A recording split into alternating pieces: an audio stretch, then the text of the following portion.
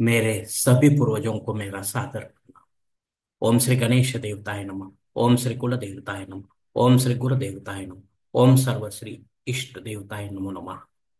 शिव शरण दोस्तों, मैं हूं कड़प्पा। फिर से आपके सामने हाजिर हूँ। मेरे धर्म कर्म चैनल में आप सभी का स्वागत है दोस्तों। दोस्तों, पंचांग आज का अभी आपके सामने प्रस्तुत करने जा रहा हूँ। दोस्तों, आज तारीख 22 अप्रैल 2025, शनिवार शक 1947, संवत्सर विश्वावसु अयन उत्तर, ऋतु ग्रीष्म, मास चैत्र, पक्ष कृष्ण, तिथि दोस्तों आज की नवमी तिथि है। शाम 6:13 के बाद दशमी तिथि शुरू होगी। वार मंगलवार है। नक्षत्र दोस्तों श्रवण नक्षत्र है। दोपहर 12:44 के बाद धनिष्ठा नक्षत्र शुरू होगा। योग दोस्तों शुभ योग है। शाम 6:51 के बाद ब्रह्मा युग शुरू होगा। करण दोस्तों तैतिल करण है। सुबह 6:42 के बाद गरज करण शुरू होगा। शाम 6:13 के बाद वनिज करण शुरू होगा। और कल सुबह 5:34 के बाद विष्टिकरण शुरू होगा दोस्तों। दोस्तों, प्रमुख ग्रहों की राशि स्थिति सुबह 5:30 कुछ इस तरह होगी। सूरज मेष राशि में होगा, चांद मकर राशि में, गुरु वृषभ राशि में और शनिदेव मीन राशि में होंगे। मुंबई विभाग में सूरज का आगमन और निगमन कुछ इस तरह होगा। आगमन सुबह 6:18 पर होगा और निगमन शाम 6:57 पर होगा। दोस्तों, इसी पंचांग के आधार पर अब हम आज के पूजा के लिए संकल्प छोड़ने जा रहे हैं। तब आप आपके दाहिने हाथ के हथेली पर थोड़ा सा जल, थोड़े अक्षत, एक फूल या फूल के पंखुड़े ले दोस्तों, और ये संकल्प जो है छोटा सा बोलना शुरू कर दें।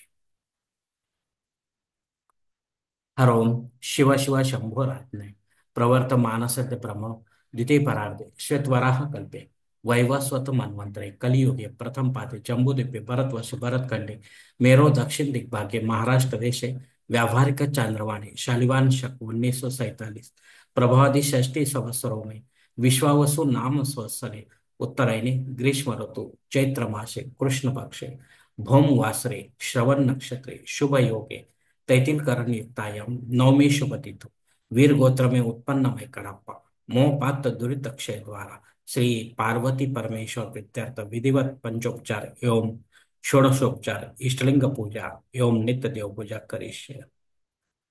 दोस्तों, यहीं पर यह संकल्प खत्म हो चुका है। अब आपके दाहिने हाथ के हथेली पर जो संकल्प का पानी है वो सामने वाली थाली में छोड़ दो दोस्तों। दोस्तों, इस संकल्प की काल मर्यादा सुबह 6:42 तक है। इस समय के बाद भी अगर आपको किसी धार्मिक विधि की संपन्नता के लिए संकल्प छोड़ना है तो कृपा करके आप ऊपर के बदले हुए पंचांग का सहारा लेकर नया संकल्प तैयार करें। और उस संकल्प में आप जो करने जा रहे धार्मिक विधि उसका उल्लेख अवश्य करें। तब जाकर आपकी ये धार्मिक सेवा संबंधित देवताओं तक पहुंचेगी और उनका आशीर्वाद आप तक पहुंच जाएगा। आपका जीवन और भी सुखमय बन जाएगा दोस्तों। दोस्तों, आप मुहूर्त विभाग में देखते हैं। इसमें धार्मिक विधि और उनके मुहूर्त काल कुछ इस प्रकार दिए गए हैं।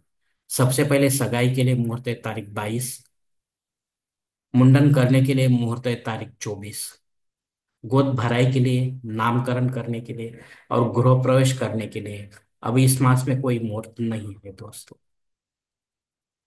मुहूर्त के दूसरे भाग में देखते हैं दोस्तों।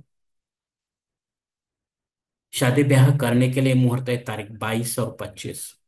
देवमूर्ति की प्राण प्रतिष्ठा करने के लिए मुहूर्त है तारीख 24 और 25।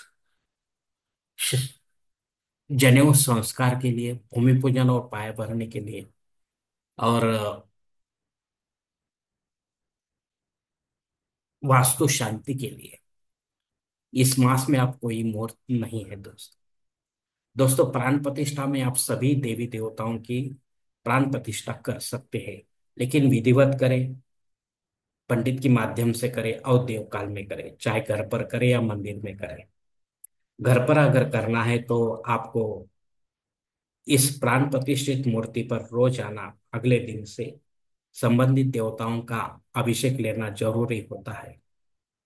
वरना ये प्राण प्रतिष्ठित मूर्ति खंडित मानी जाती है और उसका विसर्जन करना पड़ता है। मंदिर में वैसा होता नहीं। पुजारी के माध्यम से सुबह शाम दोपहर अभिषेक युक्त पूजा अर्चा होती रहती है दोस्तों। इसलिए मंदिर जाते ही हमें प्रसन्नता, वहाँ का वातावरण हमें प्रदान करता है। मूर्ति भी हमें प्रसन्न लगती है और हमारे मनोकामना भी कुछ हद तक शास्त्र मान्य जो है वो पूरे होने के चांसेस भी बढ़ते हैं दोस्तों।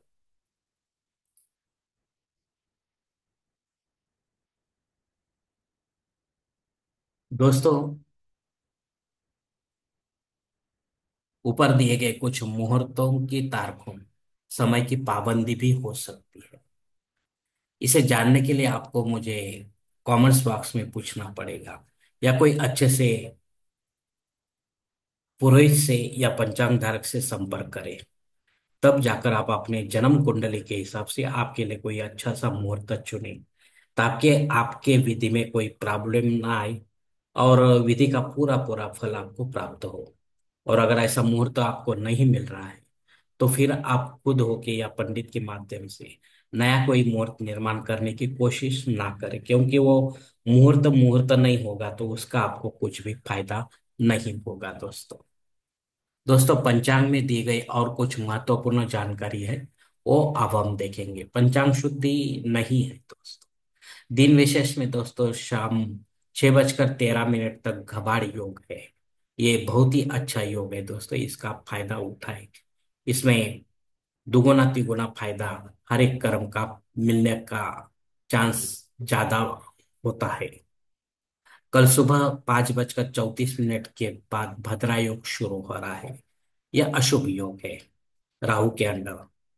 तो इसमें महत्वपूर्ण काम को ना करें वरना आपको असफलता प्राप्त हो सकती है। नवमी श्राद्ध कर्म है।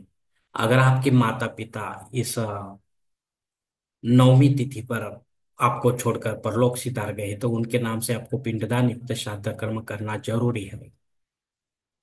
चाहे घर पर करे या तीर्थ क्षेत्र में करे, लेकिन पंडित के माध्यम से करे, विधिवत करे और पितर काल में करे। तब जाकर आपकी ये पितर सेवा आपके पितरों तक पहुंचेगी और उनका आशीर्वाद आप तक पहुंच जाएगा। आपका जीवन और भी सुखमय बन जाएगा दोस्तों। अग्नि धरती पर शाम 6:13 तक ही हाजिर है, उसके बाद नहीं। अगर आपको कोई नया यज्ञ या कर्मकांड शुरू करना हो तो इस समय के पहले शुरू कीजिए, लेकिन आगे जाके वो अगर बंद हो जाएगा तो आपको दोष लग सकता है दोस्तों। राहु काल दोपहर 3 बजे से लेकर 4:30 बजे तक है। इस 1.5 घंटे के काल में राहु अत्यंत प्रभावी होने के कारण हमारे कामों को बिगाड़ देता है। इसीलिए हमें और कोई समय चुनना पड़ेगा अपने कामों को पूरा करने के लिए, यशस्वी करने के लिए दोस्तों। धन्यवाद दोस्तों, आज का ये पंचांग का वीडियो मैं यहीं पर खत्म करता हूँ। अगर आप मेरे विचारों से सहमत है तो कृपा करके मेरा धर्म कर्म चैनल सब्सक्राइब करो, लाइक करो, आपके मित्र परिवार के साथ शेयर करो और कमेंट्स बॉक्स में आप अपना राय जरूर दें दोस्तों। और मेरा अगला वीडियो आप तक पहुंचने के लिए बेल बटन को अवश्य दबाएं। धन्यवाद दोस्तों, हमारी अगली मुलाकात होने तक आप खुश रहे, आनंदी रहे और प्रसन्न रहे। हरिओम। शिव शंभो महादेव।